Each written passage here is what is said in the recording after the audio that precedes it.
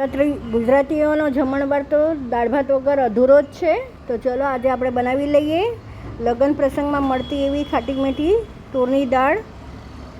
Recipe જોઈ લઈએ.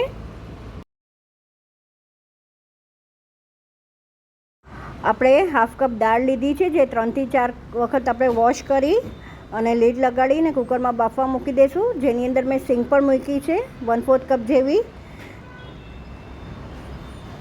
તો તમે જોઈ શકો છો કુકર થઈ ગયું છે અને આપણી સિંગને દાળ બેવ બફાઈ ગઈ છે.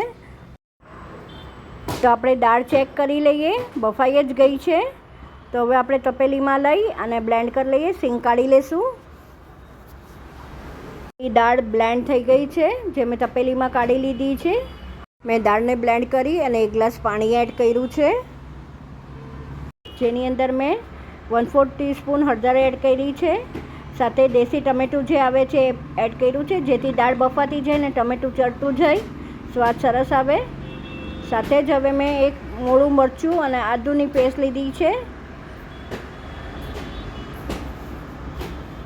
એક લીમડાના પાન લઈ લઈશું આપણે 8 થી 10 નંગ. સાથે જ બીજો મસાલો કરી લઈએ. હવે આપણે સ્વાદ અનુસાર મીઠું એડ કરી દઈશું.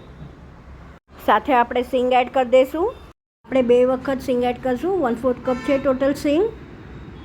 મિક્સ કરી લઈએ. આપણે 2 ટેબલસ્પૂન ગોળ એડ કરી દઈશું અને સરસ રીતે ઉકળવા દઈશું, બધું એકરસ થવા દઈશું. તો આપણી દાળ ઉકળી રહી છે, ત્યાં આપણે વઘારની તૈયારી કરી લઈએ. સાઈડમાં આપણે હવે એક વઘારિયું લઈ લઈશું. એમાં આપણે પહેલાં તેલ એડ કરીશું 1 ટીસ્પૂન, પછી એટલું જ આપણે ઘી એડ કરવાનું છે. હવે આમાં ગરમ થાય એટલે આપણે એક બાદિયાનું ફૂલ એડ કર્યું છે. સાથે જ હવે મિક્સમાં જીરું, રાઈ અને મેથી છે 1/2 ટીસ્પૂન. એ તતડા એટલે આપણે તજ લવિંગ નાખશું. સાથે જ મેં સૂકા લાલ 2 મરચાં લીધા છે બોરિયા. આપણો વઘાર રેડી છે. તો ચલો પોર કરી દઈએ દાળમાં હિંગ એડ કરીને.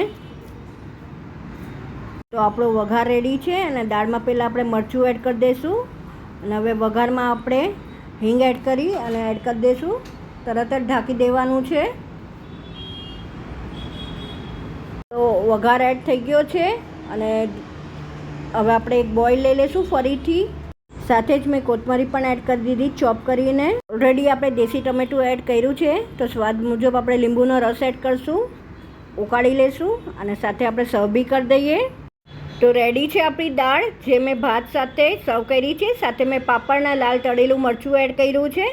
તો સર્વ થઈને રેડી છે મારી રેસીપી. આઈ વિશ તમને મારી રેસીપી ગમી હશે. જો ગમી હોય તો લાઇક, શેર અને સબસ્ક્રાઈબ કરવાનું ન ભૂલતા. બસ આવી જ નવી રેસીપી સાથે આપણે ફરીથી મળતા રહીશું. Till then by, take care.